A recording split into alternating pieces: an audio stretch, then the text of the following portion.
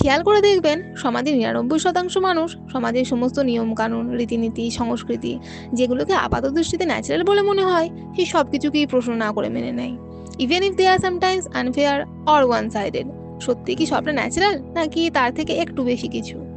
1920 থেকে 1930-এর দশকে ইটালিয়ান চিন্তাবিদ অ্যান্টোনিও গ্রামসি তার প্রিজন অফ নোটবুকে হেজেমনি কনসেপ্টের উল্লেখ করেন।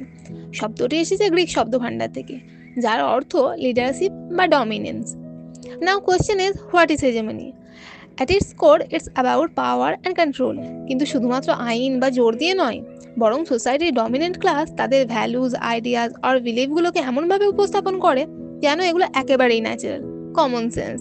অর্থাৎ মানুষ নিজের অজান্তেই সেই ডমিনেশনকে কনসেন্ট দিয়ে ফেলে। সহজে বলতে গেলে, all of us are freely choosing what is actually imposed on us. Ramsey বলছেন ক্ষমতা সবচেয়ে বেশি শক্তিশালী হয় যখন সেটা কালচার, ট্র্যাডিশন এসবের ভিতর লুকিয়ে থাকে। মানুষ কখনোই সেই ব্যবস্থার বিরুদ্ধে বিদ্রোহ করে না যেটাকে তারা স্বাভাবিক মনে করে। মিডিয়া, স্কুল, ফ্যামিলি, রিলিজিয়ন সব মিলেই আমাদের কনসেন্ট তৈরি করে দেয়। এমনকি এমতো অবস্থায় একজনের প্রতিরোধে অনেক সময় সমাজের বৃহৎ সংখ্যক মানুষের অ্যাবনর্মাল ও কালচার বা বেয়াদবি মনে হয়। ফলে তো প্রভাবশালী গোষ্ঠীর দখল সর্বদাই অটুট থাকে। Hegemony appears everywhere, whether in casteism, capitalism or patriarchy. Why this matters? Hegemony বুঝতে পারলে আমরা সো কল্ড কমন সেন্সের বাইরে গিয়ে ভাবতে পারবো।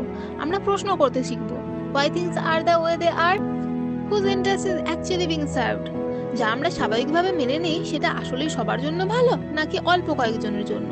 তো নেক্সট টাইম থেকে যখন কেউ আপনাকে বলবে বা আপনি নিজেই ভাববেন that is just how life works, প্রশ্ন করবেন, who made the rules and is it really fair to follow?